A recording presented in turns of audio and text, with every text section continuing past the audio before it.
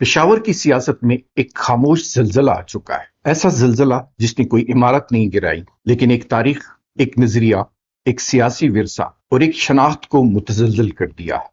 جی ہاں ناظرین، عوامی نیشنل پارٹی کے بزرگ رہنما حاجی غلام احمد بلور نے پشاور کا تاریخی بلور ہاؤس مولانا فضل الرحمان کے سمدی اور سابق گورنر حاجی غلام علی کو فروخت کر دیا ہے، اور اب بلور خاندان پشاور کو ہمیشہ کے لیے الوداع کہہ کر اسلام آباد منتقل ہو رہا ہے۔ لیکن یاد رکھیے، یہ صرف ایک بنگلہ نہیں بکا، یہ ایک عہد، ایک تحریک، ایک جذبہ اور ایک شناخت کا زوال ہے۔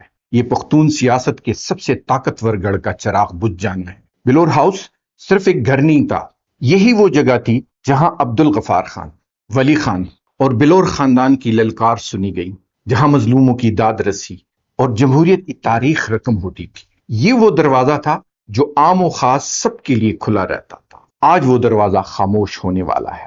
یہ بلور خاندان کا پشاور سے خاموشی سے رخصت ہونا پختون قوم پرستی، روشن خیالی اور جمہوری جدوجہد کے ایک باب کا اختتام ہے۔ اور جس نے یہ گھر خریدا، وہ بھی صرف خریدار نہیں، وہ بھی ایک ابھرتی ہوئی سوچ، ایک نئی سیاسی طاقت اور مذہبی سیاسی بیانیے کا نمائندہ ہے۔ جی ہاں، حاجی غلام علی، جنہوں نے بڑی مفلسی میں آنکھ کھولی، اپنی ذہانت، مذہبی جماعت کی پشت پناہی اور سیاسی حکمت سے آج پشاور کے سب سے طاقتور سیاسی گھر کے مالک بن چکے ہیں۔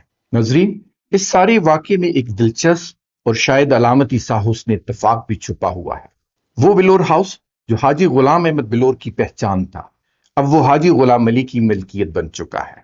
اور غور کریں تو دونوں ناموں میں ایک مشترکہ لفظ ہے، غلام۔ یہ لفظ شاید ہمیں یہ احساس دلانے آیا ہے کہ اقتدار، شہرت، دولت، سب کچھ وقت کے غلام ہے۔ آج یہ گھر ایک غلام کے پاس ہے، کل کسی اور غلام کے حوالے ہوگا۔ لیکن اصل سوال یہ ہے کہ ہم خود کس کے غلام ہیں؟ اپنی ضمیر کے، اپنی قوم کے، یا پھر اقتدار کے، دولت کے، یا وقت کے؟ غلام تو سبھی ہوتے ہیں، سوال یہ ہے کہ ہم کس کے غلام ہیں؟ ناظرین، بلور ہاؤس کی فروخت نہ صرف ایک سیاسی خاندان کے زوال کی کہانی ہے، بلکہ ایک دوسری سیاسی قوت کے عروج کی علامت بھی۔ اب سوال یہ ہے کہ کیا پختون قوم پرستی کا چراغ بجھ رہا ہے؟ کیا عوامی نیشنل پارٹی صرف تاریخ کی کتابوں میں رہ جائے؟ اور کیا اب سیاست خاندانی نام سے نہیں بلکہ کارکردگی اور بیانیے سے جیتی جائے گی؟ حاجی غلام احمد بلور، جنہوں نے پشاور کی ہر گلی، ہر کوچے میں عوام کا ساتھ دیا، آج اپنے پوتے عظیم شبیر بلور اور بہو کے ساتھ اسلام آباد منتقل ہو رہے ہیں۔ پشاور وہ شہر ہے جہاں ان کا بیٹا، بھائی، بھتیجا اور بہت سارے عزیز دفن ہے۔ ہر دیوار ان سے آشنا ہے، ہر گلی ان کی گواہ ہے، پھر بھی وہ اس شہر کو خاموشی سے الوداع کہہ رہے ہیں۔ بلور ہاؤس کی دیواروں میں جو نعرے گونجتے تھے وہ اب دفن ہو چکے ہیں۔